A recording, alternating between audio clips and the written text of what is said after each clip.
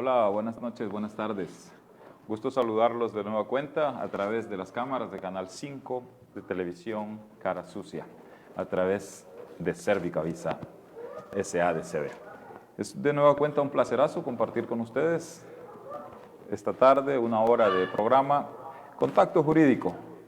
Como ustedes recordarán, el martes pasado iniciamos este programa con mucha alegría, con mucho entusiasmo. Continuamos con ese. Y esta tarde-noche, tenemos preparado un tema, esperamos sea de su interés también. Para nosotros es un gusto, un verdadero placer compartir e interactuar con usted. Esperamos que sea de su agrado el programa, que sea de su interés.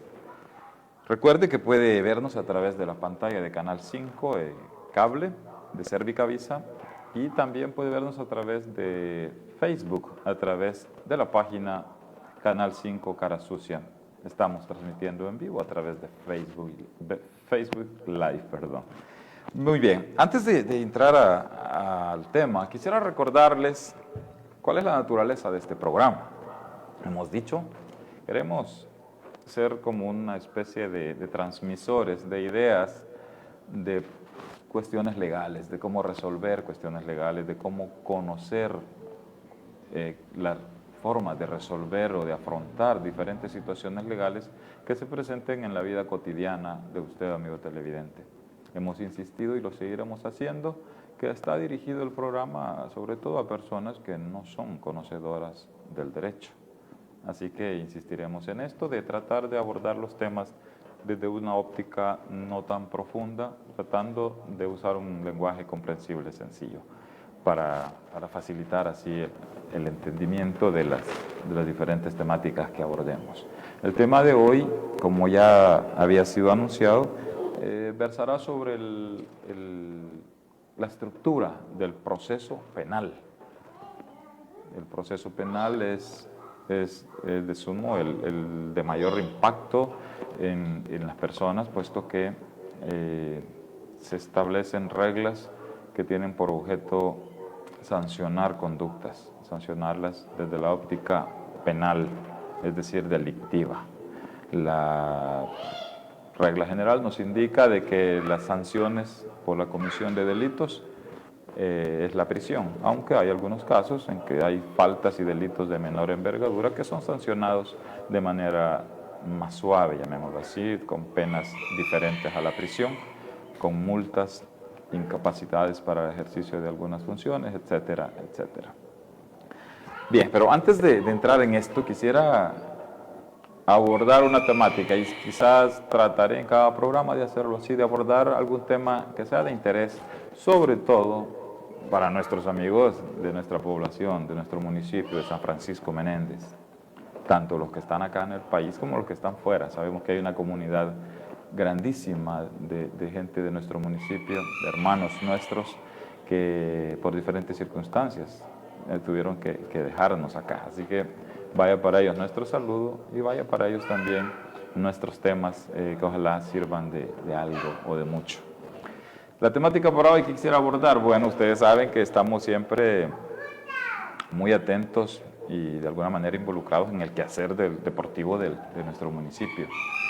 Lo hemos hecho por muchísimos años y ahora mismo estamos siempre de cerca con lo que es la actividad sobre todo del fútbol de manera directa, aunque pues de alguna manera indirecta si se quiere. También nos involucramos en otras actividades de otros deportes que practican nuestros amigos o los hijos de nuestros amigos, tomando en cuenta que por nuestra edad ya tenemos a nuestros chicos un poco grandecitos. Bueno, hablando del fútbol entonces, aunque suena que nos vamos a distanciar un poco de la temática del programa, no es así. Les voy a explicar. Tenemos nuestro equipo de fútbol de tercera división que representa al municipio entero y que tiene ese nombre precisamente, San Francisco Menéndez FC. Se encuentra participando en el torneo federado llamado de tercera división de El Salvador, tercera división de fútbol profesional de El Salvador. Esta competición está desarrollándose ya en su etapa final.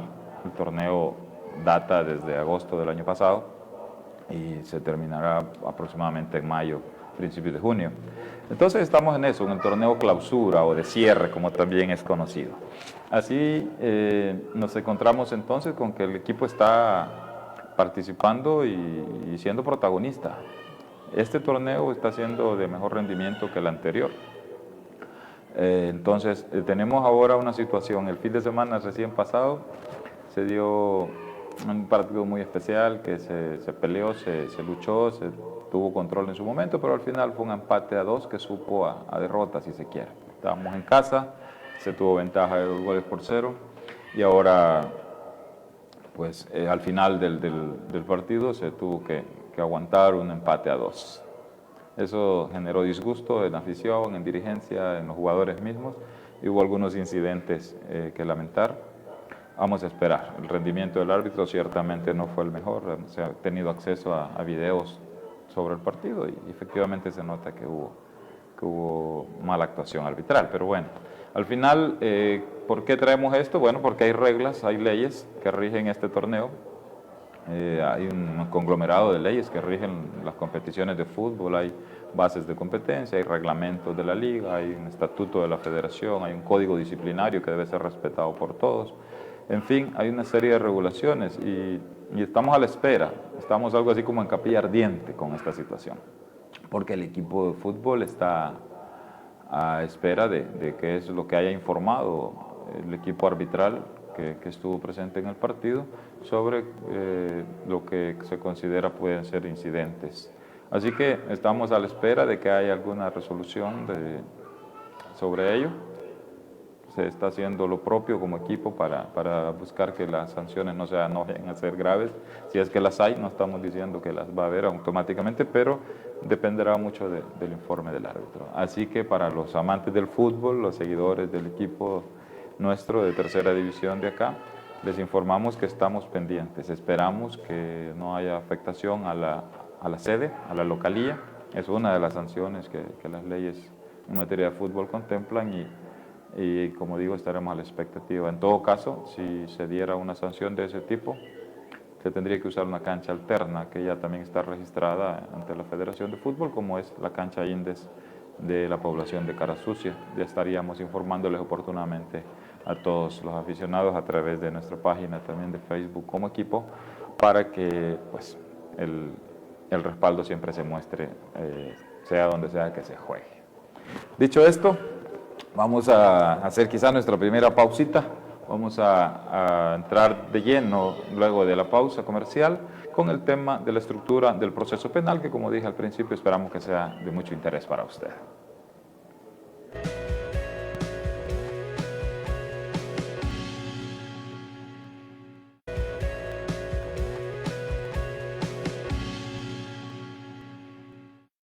Muy bien, muy bien, muy bien, gracias por estar con nosotros.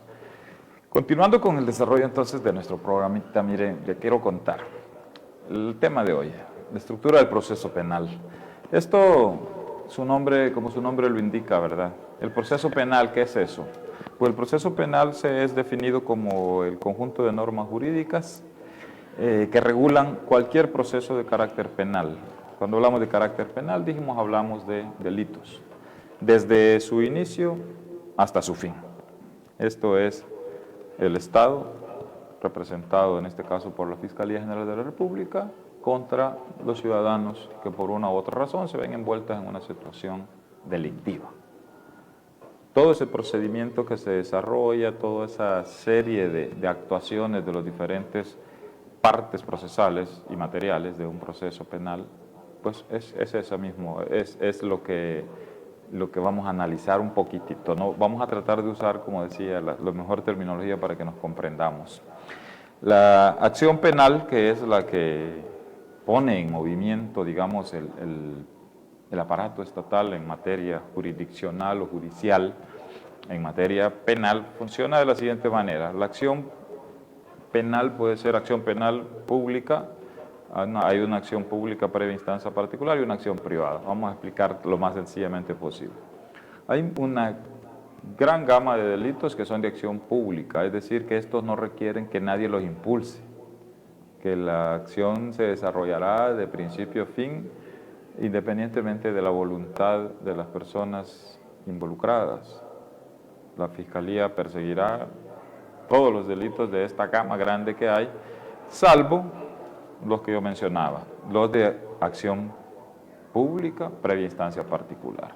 Estos requieren que para que se inicie un proceso tiene que haber una denuncia, tiene que haber instarlo, es poner en movimiento, poner en aviso, poner en acción al aparato judicial la persona para que pueda desarrollarse el proceso. Todo esto tiene sus regulaciones, ¿verdad? No son situaciones que nos las estamos acá inventando o que están solo en nuestra mente, no. Todo está regulado en un código que se llama Código Procesal Penal. Ahí encontramos toda la regulación del procedimiento penal, cómo se desarrolla desde su inicio hasta su finalización y todo lo que sucede en el transcurso de este. Entonces, hay delitos que yo les decía que la Fiscalía necesita que usted accione para proceder en contra de los supuestos culpables del mismo. Entonces dice que para su persecución dependen de instancia particular algunos delitos, como son las lesiones simples, ¿verdad? Que son pues, las lesiones en su tipo básico, como le llama la disposición legal. Las amenazas, incluyendo las agravadas. No nos vamos a meter mucho a dar tanto detalle, pero este tipo de delitos, lesiones, amenazas, apropiación o retención indebidas y administración fraudulenta, estos, las usurpaciones, remoción o alteración de linderos, dice la ley, necesita que usted ponga una denuncia, que usted le diga a la Fiscalía que necesita que le investigue y que se active el proceso. Si usted no lo hace, pues la Fiscalía no lo va a hacer nunca. No puede haber una actuación oficiosa, como le llamamos, que quiere decir sin necesidad de que nadie se lo pida, que lo haga de manera directa, automática, la Fiscalía o en su defecto la policía, que es un auxiliar, ¿verdad? La policía funciona como un organismo auxiliar en la administración de justicia y tiene facultades para actuar de manera oficiosa en los delitos que así lo requieran, ¿verdad? Y están los delitos de acción privada. Estos son menos incluso, todos los relativos al honor a la intimidad. Ahí estamos con la injuria, la calumnia. Esos son delitos contra la intimidad que necesitan o requieren de un trámite especial. Ahí sí le dice la ley, cuando usted quiera procesar a alguien por una injuria, por una calumnia, cualquier de esos delitos contra el honor, usted debe de constituirse con un abogado que será su querellante o su acusador y se va directamente a un tribunal que se llama de sentencia. Esto en el caso nuestro del municipio estaríamos hablando de Tribunal de Sentencia de Aguachapán. Son tres formas o tres tipos de acción penal que hay.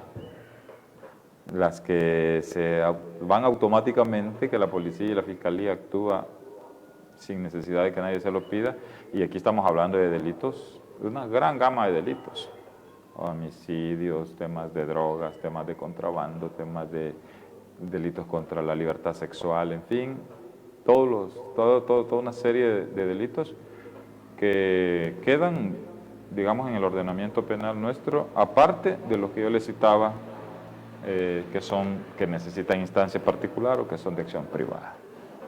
Así son los tipos de acción que nuestra ley reconoce o establece que puedan dar vida a un proceso penal. Ahora vamos a meternos un poquito a cómo es la estructura a nivel de actores, a nivel de instituciones y personas que intervienen en un proceso penal. Los procesos penales, y vamos a ubicarnos en el caso nuestro, de nuestro municipio, insisto, inician en cuanto a sus audiencias. Las audiencias son, pues, comparecer la persona acusada, si hay ofendidos, pues los ofendidos, ante un juez. Allí estarán abogado defensor y fiscal. Podrá estar un querellante también en algunos delitos, en muchos de los delitos, que es un acusador extra aparte del fiscal. Si nos queda chancecito vamos a hablar un poco de eso. Pero bueno, volviendo al tema. Audiencias dentro de nuestro proceso penal. En un proceso penal ordinario o común, empezaríamos con una audiencia que se llama audiencia inicial. Esta audiencia inicial se realiza ante un juez de paz. En este caso, San Francisco Menéndez, en la cabecera del municipio, está la sede del juzgado de paz. Toda persona que sea detenida o que se le atribuya un delito, aun cuando no esté detenida, pero la Fiscalía considere que debe procesársele penalmente, irá a una audiencia inicial al juzgado de paz del lugar donde se comete el delito. Estamos en el supuesto, insisto, de que estamos en este municipio, de aquí donde nace esta señal. Así que no hay otra forma, esa es obligación, hay que ir al juez de paz. Si el juez de paz de acá considera, y en base a lo que la ley establece, que el caso debe continuar, ordenará o habilitará una etapa que se llama de instrucción. Esta tiene por objeto recabar todos los elementos que sirvan para fortalecer la acusación por parte de la Fiscalía y para que se defienda también la persona a quien le atribuyen un delito. Entonces, el juez de paz envía el proceso a un juez de instrucción. Para el caso nuestro, y sigo con el ejemplo, tendría que ser el juzgado de instrucción de la población de Jujutla. Para allá van todos los expedientes penales que el juzgado de paz de San Francisco Menéndez considera que deben tramitarse, que deben desarrollarse. Digo esto porque también el juzgado de paz puede ser que el caso ahí termine por producto de una salida alterna de las que da la ley, que también es otro tema completamente diferente. Ahora centrándonos en el tema de las audiencias. Hicimos la audiencia inicial, el juez consideró que el caso debe continuar y se desarrollará en consecuencia la etapa de instrucción y vendrá una audiencia, segunda audiencia, allá en el Tribunal de Instrucción de Jujutla, para el caso del ejemplo que estoy poniendo, y se desarrollará la audiencia que se denomina audiencia preliminar. En esta audiencia preliminar el juez de instrucción hace una valoración de lo que hay hasta ese momento en el proceso. Si hay elementos suficientes para que trascienda, para que pase a una tercera etapa o tercera audiencia, si se quiere, que se va a desarrollar en un tribunal que se llama de sentencia. Ahí hay una audiencia de vista pública, se llama, y es la tercera dentro de este orden que les vengo dando. Esa se desarrolla en el caso de nuestro ejemplo, en el juzgado de sentencia de la cabecera departamental a Huachapán. Ese es el camino que lleva nuestro proceso penal desde su inicio hasta su finalización en esa sede. Esto dentro del proceso ordinario.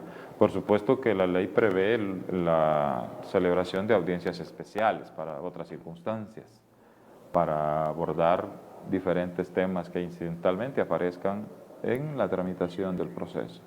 Eso es la estructura del proceso. Vamos a ver quiénes intervienen en estos procesos.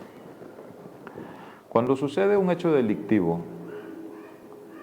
de estos que son como a la vista pública o que son rápidamente detectados por alguien y ponen en aviso a las autoridades, de manera inmediata pues interviene la policía. Es como el ente que primero se activa para poder intervenir ante un delito.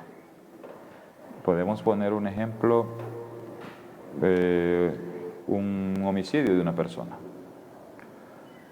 Ante el hallazgo de un cuerpo, o si alguien observa cuando se desarrolla el homicidio, cuando se da el homicidio, ponen aviso a la autoridad se hace presente. La primera autoridad es la policía. Eso es, por regla general, lo que ocurre. Hay otros casos en los que ya tal vez vemos más adelante, en los que no, pero pongámonos en el ejemplo del homicidio. Cuando eso sucede, llega la policía, acordona el sector, el área, para evitar que se contamine la escena. Entonces, la policía es un primer actor que tiene facultades legales, tiene ahí sus propias atribuciones. En un principio, ahí en esa intervención inmediata, la policía puede hacer muchísimas cosas. Hay un periodo de tiempo que se llama flagrancia.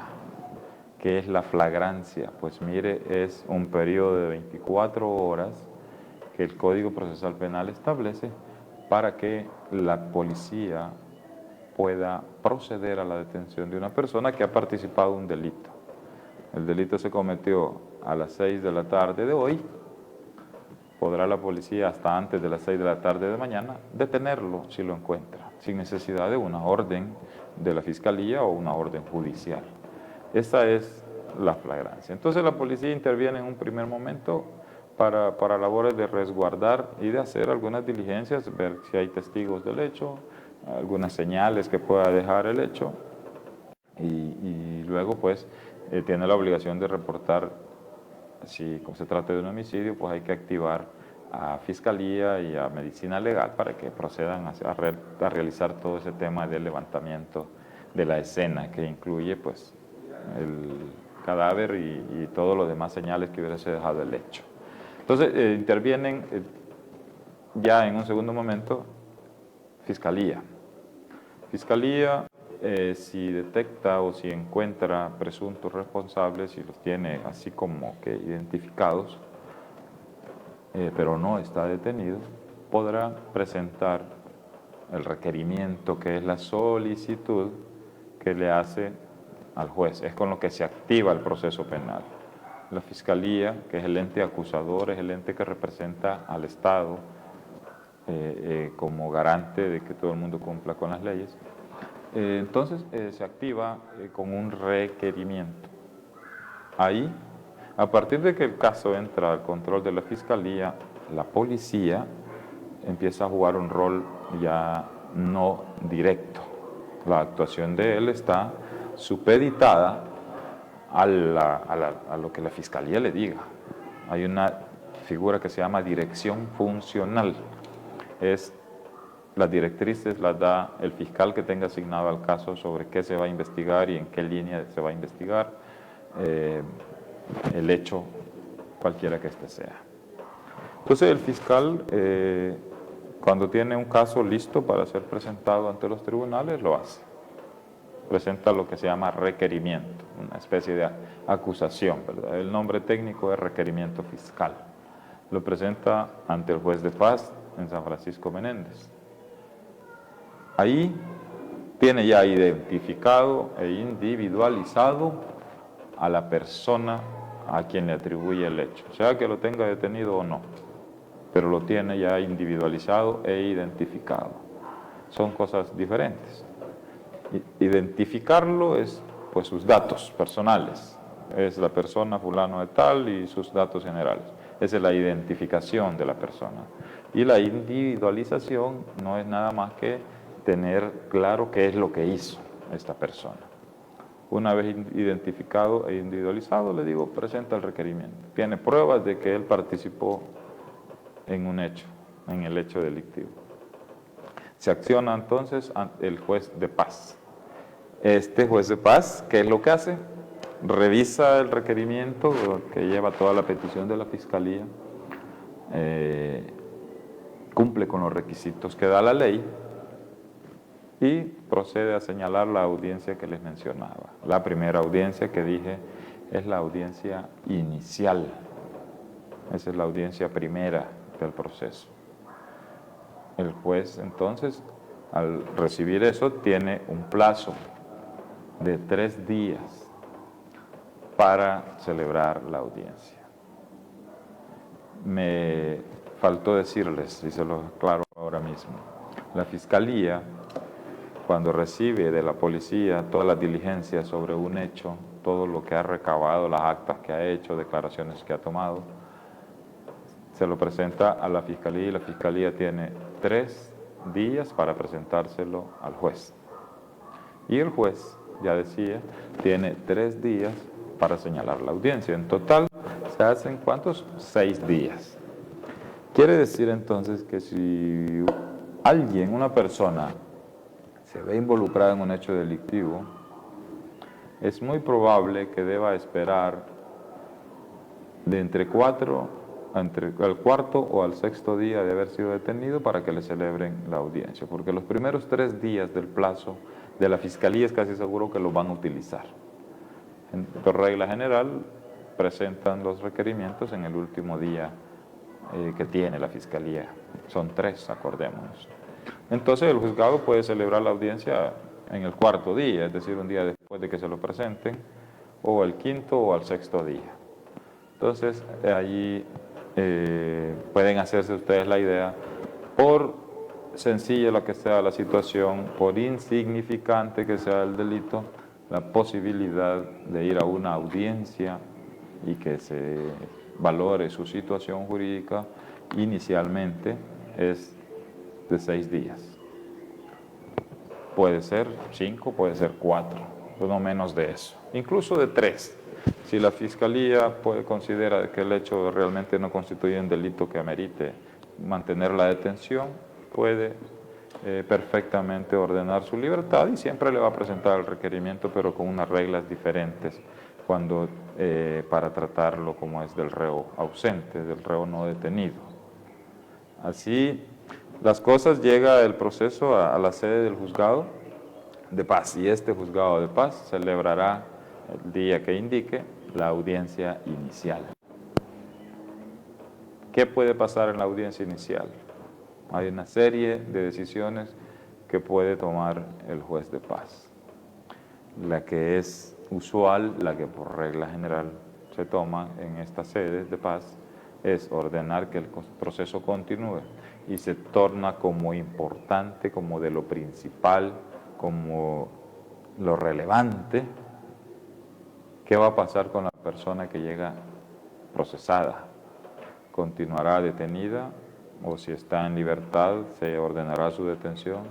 ¿Se le impondrá medidas cautelares diferentes a la detención, tales como una fianza, una obligación de presentarse a firmar cada cierto tiempo, una prohibición de que salga del país, una prohibición de que se acerque a las víctimas del delito? Todo eso son posibilidades, ¿verdad? Podrá también dar por cerrado el caso si las circunstancias así lo indican, pero eso no suele suceder. Por lo tanto, la posibilidad más fuerte es que el caso trascienda, que pase a la etapa siguiente, que es, dijimos, la instrucción. La etapa esta inicial del proceso no demora mucho. El juez recibe el expediente y el tercer día lo ha realizado. Un par de días después, 3 días, tendrá que estar remitiendo ya el expediente al juzgado de instrucción que corresponda. En este caso, para el caso que insisto con que estamos ubicados acá en nuestro municipio, es al juzgado de instrucción de Jujutla. Ahora vamos a tratar de ver un poquito más allá de la simple presentación y de la simple envío del proceso. Vamos a tratar de incursionar en el mundo de lo que es la detención de la persona. La detención de la persona puede suceder por orden judicial, por orden de la Fiscalía o por detención en flagrancia. En el caso de las órdenes fiscal, o que es administrativa, de detención administrativa, o de detención provisional girada por un juez, estas son siempre escritas, está esa exigencia. Y para el caso de la detención en flagrancia, pues ahí no hay ninguna orden. Allí lo que hay es un conocimiento por parte de la policía de que ha cometido el delito una persona y lo buscan y lo detienen. Siempre acuérdense, 24 horas después de cometido el delito ya no pueden detenerlo si no es mediante una orden escrita. Esa es la detención en flagrancia. Entonces, imaginémonos el supuesto de que al juzgado usted llega detenido por cualquiera de estas tres modalidades de detención que haya sufrido. El juzgado de paz va a valorar una serie de circunstancias para ver si esa detención debe continuar. Dice la ley que para ordenar la detención de una persona es necesario que se tenga por acreditado que existe un hecho delictivo. Oiga bien, que existan elementos para considerar que el hecho delictivo existe. Esto, en teoría, lo hace el policía que captura en flagrancia, o lo hace la fiscalía cuando ordena la detención administrativa, o lo hace el juez que ordenó la detención. Pero bueno, al ir a la audiencia, esa es una obligación que tenga el juez, que tiene el juez que valorar si el hecho, si hay elementos que nos indiquen que se ha cometido el hecho delictivo, que existe ese hecho. Y como segundo elemento importantísimo es que se acrediten o que haya elementos de participación de la persona a la que se le está atribuyendo, con qué se cuenta para acreditar esto, cuál es la prueba que hay de la participación. En el proceso, al iniciar el proceso, digamos, elementos probatorios, indicios de que esto, porque ya veremos cuando hablemos un ratito de la prueba, vamos a ver cuál es la nomenclatura correcta de esto. La existencia de estos indicios de que existe un delito y de que ha participado una persona en él son los dos elementos que una vez concurran los dos, pues la posibilidad de que se ordene una detención provisional es mayor. Si estos no existen o son débiles, tendrá la posibilidad del juez de darle medidas cautelares diferentes a la detención provisional. Ya decíamos algunos ejemplos de ellos. Fianzas, de cualquier tipo de fianzas, o cauciones, perdón, ese es el término correcto, presentaciones periódicas, restricciones migratorias, prohibiciones de acceso a determinados lugares o de comunicación con determinadas personas, en fin. Esas son algunas de las medidas diferentes a la detención que el juez puede ordenar y es a lo que generalmente se aspira en una audiencia inicial, más allá de que se pueda buscar un cierre mediante los mecanismos de sobreseimientos, de procedimientos abreviados, de suspensión condicional del procedimiento, etcétera, etcétera, conciliaciones, como decíamos. Vamos a dejarlo hasta ahí en este momento. Vamos a hacer otra pausita para retornar con este interesante tema que esperamos esté siendo de su interés.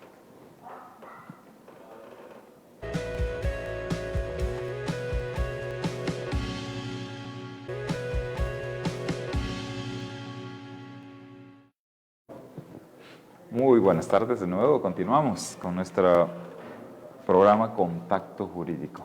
Me voy a permitir hacer una pausita porque quisiera saludar y agradecer a muchos de nuestros amigos que se han conectado con nosotros a través de la red social de Facebook. Bueno, me dicen que lo tendremos en un momento listo, así que vamos a continuar con el desarrollo de la temática. Decíamos entonces que ¿qué sucede con el tema de la detención provisional? El juez de paz es el primero que se va a pronunciar sobre eso, ¿verdad? Y yo lo decía, si existe elementos que le permitan considerar como hecho delictivo lo que le someten a su conocimiento y existe elementos de la participación, pues mire, sí, puede decretarle la detención. ¿Cuál es la labor ahí de los diferentes actores? Pues llegará el fiscal y dentro de su rol constitucional, legal, él va a pedir que la detención se mantenga. Esa es la posición prácticamente institucionalizada en el tema fiscal. Es su rol es acusador. Entonces, hay que comprenderlo, no hay por qué demonizar esa figura. Es su rol dentro del proceso acusar y pues dentro de ese orden de ideas la detención provisional es parte de la acusación misma. El defensor, por su parte, sea un defensor de la Procuraduría o un defensor particular, que hay que diferenciarlos. En nuestro código, nuestro ordenamiento procesal penal tiene tres figuras a nivel de defensa, que ese es un tema interesante que lo vamos a abordar. ¿Qué sucede con la persona detenida? Pues el policía inmediatamente lo detiene, lo tendrá que poner en conocimiento de varias autoridades, entre ellas de la Procuraduría, o le preguntará si él va a nombrar un defensor. Como la imposibilidad que hay de comunicación y todo eso, en un principio casi nadie nombra un defensor, pero puede nombrar un defensor de su elección, de ese es un defensor particular.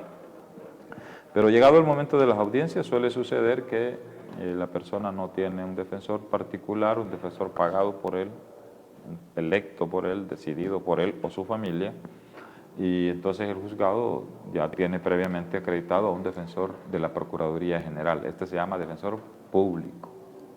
Y a veces sucede que aún teniendo acreditado un defensor particular o un defensor público, estos no concurren a un determinado acto, y entonces está la figura del defensor de oficio, ¿verdad? Que no se utiliza tanto, pero ahí está previsto su utilización. Bueno, pero volviendo al tema del defensor, de la detención provisional, el fiscal ya les decía, el fiscal querrá que se mantenga la detención y el defensor luchará y argumentará y presentará documentación para acreditar arraigos. Ya medio les explico lo de los arraigos, pero al final él buscará que a usted, amigo, o a su familiar que enfrenta un proceso penal no esté detenido. Esa es la labor principal en la audiencia inicial del abogado defensor. Insisto, no solo del abogado defensor contratado por usted o su familia, para el abogado defensor de la Procuraduría General de la República también. Esa será la lucha inicial, llamémosle así, el enfrentamiento inicial entre fiscalía y defensor o defensores, será el estado de prisión o no en que se va a mantener la persona a quien le acusan, le imputan un delito. ¿Quién decide esto? Pues lo decide el juez. El juez puede decidir si lo mantengo detenido, lo pongo en libertad sin ninguna restricción, o lo pongo en libertad pero lo voy a restringir parcialmente, no completamente, lo voy a mantener en un arresto domiciliar, que esté en su casa, que de ahí no salga. Le voy a poner una fianza, cualquiera de sus formas de caución económica. Le puede restringir salir del país, le puede restringir que concurra al determinado lugar o que se comunique con determinadas personas. Generalmente son lugares o comunicaciones con la víctima o lugares donde concurran las víctimas. Todas esas son alternativas que el juez tomará. Pero insisto, el juez no lo tomará de manera arbitraria, ¿verdad? Así, sin fundamento, decir, este lo voy a detener o este no, este sí. Tiene que fundamentar su decisión. Esa es una obligación para todas las decisiones judiciales. Hay que fundamentar, que eso significa que hay que decir por qué se toma determinada decisión. Esa es una obligación de rango constitucional que no se lo puede obviar el juez jamás. Metámonos entonces al tema de que, ¿qué sucede después de que el juez dice él queda detenido? Va a seguir el proceso y continuará detenido. Pues mire, la ley franquea que hay un mecanismo de control sobre esa decisión. Cuando el primer juez que conoce del caso, en el proceso ordinario, el juez de paz, decide mantener en detención a alguien, dice la ley que puede presentarse un recurso de apelación. Este recurso de apelación no es más que una petición para que un tribunal superior, que se llama Cámara, son de segunda instancia y en este caso Cámara de lo Penal, esta Cámara pueda revisar esa decisión, pueda analizarla y decir si está bien o está mal, porque de repente puede darse el caso de que no esté bien fundamentada, que las razones que argumenta el juez para poner tras las rejas a alguien no está bien entonces la Cámara la va a revocar y va a decir, mire, no está bien que él esté detenido, y dirá las razones, por supuesto, fundamentará por qué. De igual forma, este recurso, por lógica, ¿verdad? La apelación la interpone el abogado defensor, que es a quien representa al que está detenido, al que está sufriendo la medida, sufre un agravio, que es una condición para que proceda el recurso. Entonces, también puede, bueno, y entonces para terminar esa parte, esa idea, el recurso se presenta y será la Cámara quien decida si está bien o no la detención. Esta manifestación de la Cámara, pues de alguna manera deja en estado de firmeza, aunque temporal, quizás no está bien empleado el término, pero sí define en primera instancia, en un primer momento, cuál es la medida correcta, es decir, que está detenido o no esté detenido. Pero también sucede que a veces el juez ordena poner en libertad a una determinada persona. Esta persona se le aplican medidas diferentes a la detención y la Fiscalía, no estando conforme con eso, dice, mire, ¿cómo que lo voy a poner en libertad? Yo no estoy de acuerdo, y presentan ellos el recurso de apelación. Es decir, la apelación puede ir por parte de la defensa o por parte de la Fiscalía, que es, acuérdense, quien acusa. No se vayan a confundir, a usted no lo acusa a la policía de nada, al final quien acusa legalmente es la Fiscalía, persigue al delito y en consecuencia pues a quien creen ellos que lo ha cometido. Así que la Fiscalía entonces también puede accionar cuando a usted le dan una medida que lo beneficia. La Fiscalía puede interponer un recurso de apelación y eso hace que vaya siempre a una Cámara de segunda instancia para que también analice, valore qué es lo que dijo el juez, y si encuentra que lo que dijo el juez tiene razón, pues va a decir, mire, está buena la decisión, no pasa nada, y si creen que no, pues también revocar es cambiar completamente, o tal vez puede modificarla. A veces se dan los casos en que el juez de paz o cualquier juez que haya dado alguna medida impone una fianza de un valor determinado, y al revisarlo, al verlo en una eventual apelación, las cámaras pueden modificar el monto de la fianza. Dice, mire, está bueno la fianza, pero está muy bajita, y se la aumenta o se la disminuyen según el caso. Hay una facultad amplia de la Cámara para la valoración de las medidas. Así funciona el tema del control, digamos, de la primera decisión que toma el juez de paz en cuanto a su detención.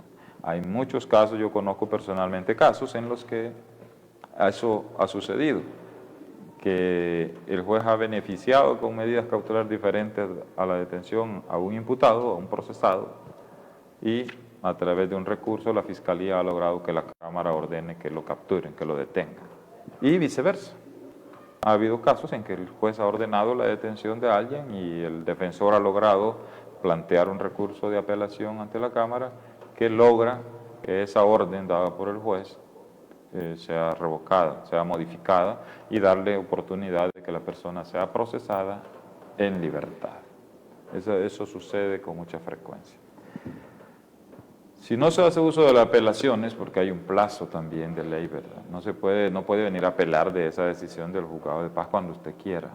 Hay plazos de ley, ¿verdad? Así que si no se hace uso de este mecanismo de la apelación, estaremos llegando a la sede de instrucción, al juzgado de instrucción, con la persona detenida.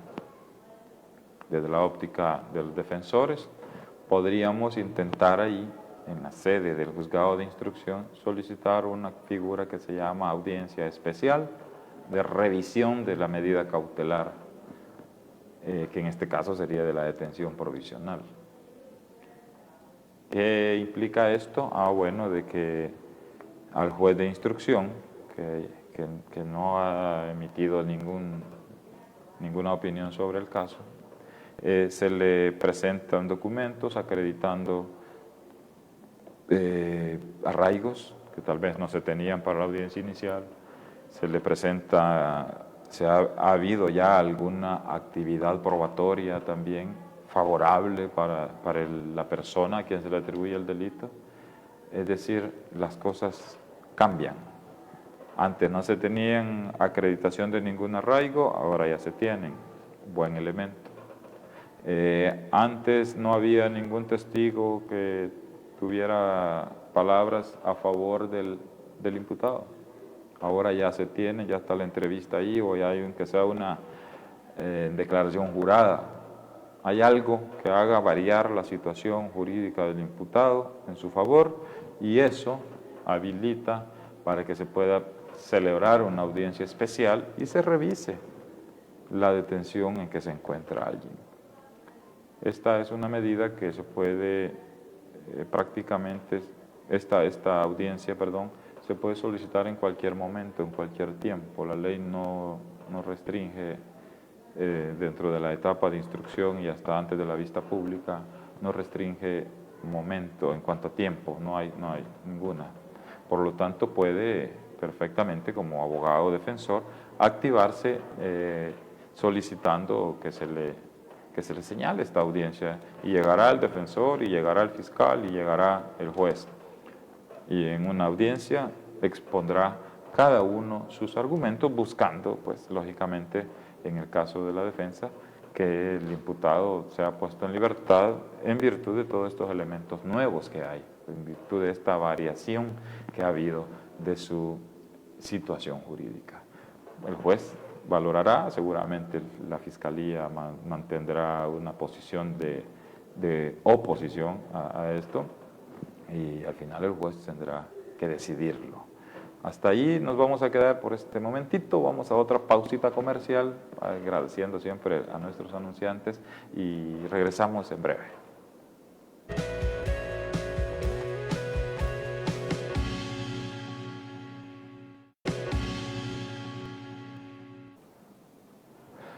Bueno, bien, gracias por su fiel sintonía a nuestra transmisión. Vamos a continuar con una mecánica que dije que lo haría en el inicio del segmento anterior, y es de saludar. Vamos a aprovechar porque se trata de gente que por mucho tiempo quizás no hemos visto, no hemos saludado, y hoy tenemos la oportunidad de encontrarnos por acá en estas redes sociales. Así que vaya nuestro saludo para el colega Carlos Araujo, que ha estado con nosotros pendiente de la situación. Don Ovidio Someta, mucho gusto de saludarlo, seguramente nos sintoniza allá en la frontera. Al primo Raúl Arana desde California. Mire, primo, gracias por su sintonía. Don Miguelito Hércules, saludos, bendiciones. Igual, mi querido amigo Miguelito. Hey, mire, ¿quién apareció por aquí también? Saludos para usted, prima. Auri Calderón, también hasta la Unión Americana. Don Noé Morales, hola Noé, gusto saludarte. Recordamos esas tus grandes tardes de fútbol por acá en el pueblo. Por supuesto, saludar al colega Carlos Araujo, que ha estado pendiente de nosotros, como lo decía. Y bueno, tengo una lista grande. Rosita Aragón, mire, saludos de los meros Aragón, de la Chadura. Así que gracias por estar pendiente, doña Rosa, un placerazo. Tenemos una lista grande, la verdad, saludarlos a todos. Ricardo Medina, mira qué gusto saludarte, Ricardo. Y así sucesivamente tenemos a muchísimos amigos que han estado pendientes del programa durante el desarrollo del mismo. Carlos Trigueros, gracias Carlos, placer saludarte, gracias por el retoque de ahora. Bueno, nos sintonizan también por la ciudad de Armenia. Saludos a Manuel Edgardo Ramos. Ana Gloria, hola Glorita, gusto de saludarte por allá por Indianápolis, mira qué gusto. Esto está muy agradable, la verdad, recibir sus saludos.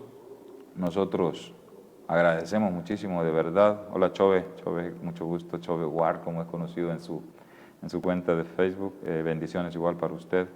Y así tenemos muchísimos, pero les agradecemos de todo corazón. Hola Senia Bermúdez, gustazo saludarte. Ojalá que sí, que sea de utilidad las pequeñas cositas que estamos diciendo. Los abogados penalistas seguramente conocen, pero al centavo, todo esto que hemos dicho, en detalle, mejor que yo seguramente, pero como hemos dicho, el programa está más diseñado para los que no son abogados, pero si tenemos abogados que nos sintonizan y que alguna cosita pues buena dejamos en ellos, estaremos muy felices de ello. Así que gracias por estar con nosotros. Hola Pablo Castro, gustazo, igual, un placerazo, mi estimado amigo, estar con usted acá como uno de nuestros televidentes. Por supuesto quiero saludar a un amigazo del alma que anda por acá, cerca de nosotros, Chepeleón, como lo conocemos nosotros, José León Cortés. Placerazo, hermano, ya nos veremos por ahí, primero Dios.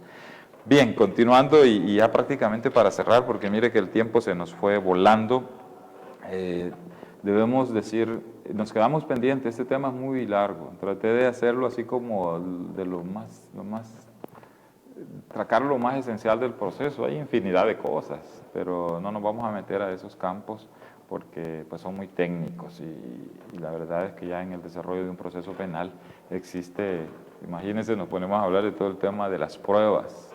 Uy, eso es para hablar días. Pero le quería explicar cómo funciona el proceso penal para que usted sepa que puede accionar poniendo denuncias, avisos, sobre hechos delictivos, que sepa de que cuáles son las decisiones principales que se toman en las audiencias, cuáles son esos plazos chiquititos que hay para que el juez decida, para que el fiscal presente un requerimiento. Al final nos quedamos en que estábamos ya en la sede del juzgado de instrucción y estamos tratando de obtener la libertad de una persona. De la audiencia especial de revisión de medidas, la decisión que tome ahí el juez podrá ser también presentarse un recurso de apelación para ante la Cámara, para que también analice, para que también valore por qué el juez decide mantener una detención o por qué el juez decidió no mantenerla y aplicar otro tipo de medidas. Esto va hasta a la Cámara, si así se quiere. Y llegará el momento que la audiencia, la segunda audiencia de la que hablamos al principio del programa, se va a realizar. Esta se llamará audiencia preliminar. Este es otro momento procesal en que el juez se va a pronunciar sobre mantener o no a una persona detenida. Ciertamente es una situación accesoria porque lo principal que va a decidir es si el caso trasciende hacia una etapa de plenario, etapa de juicio, hacia la vista pública, que envíe el proceso pues hasta el tribunal de sentencia o pues se encuentra una salida ahí, sea de sobreseimiento o sea de cualquier otra, que hay una gama de posibilidades. En esa audiencia preliminar el juez se va a pronunciar sobre la detención también. Lo principal va a ser, como les digo, si continúa la causa, su camino hacia el tribunal de sentencia o no. Y como segundo aspecto importante se va a pronunciar sobre la continuidad o no de la medida cautelar de detención provisional o cualquier otra que hubiese. Él tiene que decir algo sobre las medidas, sobre sea la detención u otras, pero deberá hacerlo el juez de instrucción en la audiencia preliminar. Igual lo que se diga allí en cuanto a la medida pues es sujeto de control vía apelación. Y posteriormente llegará el momento de la vista pública. La vista pública es algo así como el tope del proceso en sus fases de primera instancia. Son 3 etapas y con la vista pública se determina si la persona inculpada de un delito es inocente o es culpable. Una de dos. Si se determina que es culpable, habrá que ver qué tipo de pena es y si es preciso que la cumpla en detención. Y pues si es inocente, obviamente pues ahí inmediatamente cuando el juez dé el fallo, la persona es puesta en libertad. Que podrá presentarse recursos y todo, sí, se pueden presentar por parte de ambos, de la Fiscalía, si el veredicto es de no acorde a sus pretensiones, o la defensa si por igual la resolución que tome el juez le afecta los intereses de su defendido. Como podrán ver, desde un principio, el primero que valora la necesidad de mantener en detención a alguien es la Fiscalía cuando llegan las diligencias en un principio, después el juez de paz, luego el juez de instrucción y por último el juez de sentencia. Y en esa ruta del proceso puede ser controlarse o puede revisarse estas medidas a través de audiencias especiales y de recursos de apelación que ya hemos dicho. Pues bueno, el tiempo en televisión es cortísimo y este tema que nos apasiona mucho da para hablar bastante, pero desgraciadamente no podemos más. Quiero cerrar agradeciéndole su atención. Ojalá que algo de lo que hemos dicho le sirva. Con una persona a la que le sirva lo que hemos dicho esta tarde estaremos satisfechos y estaremos felices porque en algo colaboramos, en algo servimos a la comunidad, en este caso a la que sintoniza el programa. No se olvide que estamos a sus órdenes. Ya aparecerá acá en la pantalla, en la parte inferior, el número telefónico de contacto 7627-4298. Estamos a sus órdenes. Estamos acá también en la población de Carasucia, ubicados con un despacho jurídico en la primera calle Oriente, en la casa número 3 del barrio, aquí, barrio El Calvario. Para ubicarlos a los que son de la zona del municipio, estamos hablando de una calle antes de la del Super Selectos, buscando hacia la oficina de ASEPROS, del agua potable de Carasucia. Por ahí nos puede buscar, nos va a encontrar, nos contacta vía telefónica y también estamos a sus órdenes. Agradecido con el favor de su atención y esperando que Dios nos acompañe siempre en cada momento de nuestras vidas. Me despido de ustedes para encontrarnos nuevamente, si el Señor así lo quiere, el próximo martes a las 6 de la tarde, acá mismo en Canal 5 de Carasucia. Muchas gracias.